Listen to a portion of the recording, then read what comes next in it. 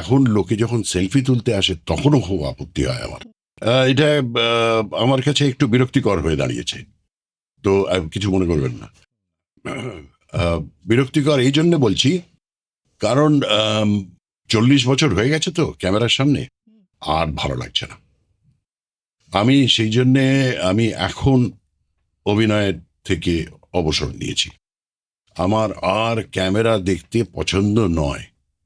এখন লোকে যখন সেলফি তুলতে আসে তখনও খুব আপত্তি হয় আমার। তখনও আমি বলি যে না, সেলফি না, অন্য কারোর হাতে ক্যামেরাটা দিন, আপনি পাশে এসে দাঁড়ান।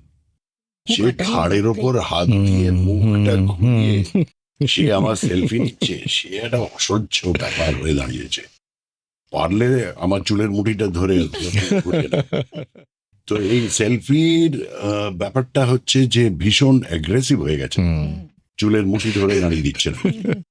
তো সেটা আমার এখন আর ভালো লাগে না। প্রথম দিকে খুব এনজয় করতাম, সে আমার চুলের মুঠি ধরে নাড়িয়ে দিয়েছে, আমিও নাড়িয়ে দিয়েছি।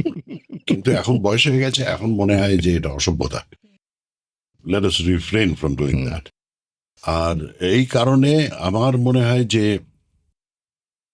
সবকিছুরই একটা শেষ থাকে।